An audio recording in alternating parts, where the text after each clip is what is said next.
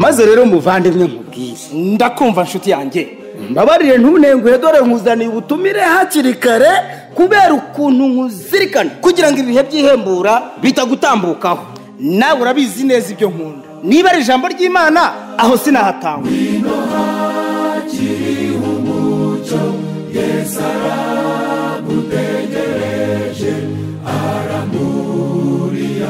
Ribinyujije mu cyiciro cy'imirimo y'urubyiruko MGA, itorero ry'Abadiventisti b'umunsi wa karindwi rya Kabuye mu ntara y'ivugabutumwa ya Elayono, firidi y'uburasirazuba bwo hagati mu Rwanda hani mu mujyi wa Kigali, rikuraritse mu materaniro y'ivugabutumwa y'ibyumweru 2 ryaguteguriye.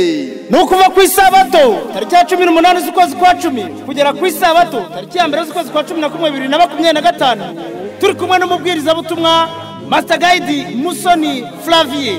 Ni mu nsanganyamatsiko igira iti kugurisha byose ngo utunge ukuri cyangwa kugurisha ukuri ngo utunge byose. Aya materaniro arabera ku rusengero rw'Abadiventisti b'umunsi wa karindwi i Kabuye kuri gahunda iteye itya: ku isabato n'uguhera saa 9 z'amanywa, ku wa mbere w'iminsi 7 dimanche n'uguhera saa 10 n'igice, naho mu yindi minsi n'uguhera saa 11. Muri aya materaniro y'ivugabutumwa rero turi kumwe n'amakorari adufasha: Friends of God yo ku Ruyenzi i Kamonyi, Ijwi ry'Ihumure yo ku Muhima, ndetse n'Umusamariya mwiza y'Inyamirambo. Turi kumwe kandi na Happiness yo mu Gatsata, Amizero yo ku Muhima na Philadelphia yo ku Kabusunzu. Turi kumwe n'umuryango w'inyenyeri ya Kabusunzu, Les Héritiers du Ciel ya Kabuye, Salvation Voice ya Kabuye, ndetse na korari zose zo mu ntara y'ivugabutumwa ya Elayono. Turi kumwe kandi na korari Abagwaneza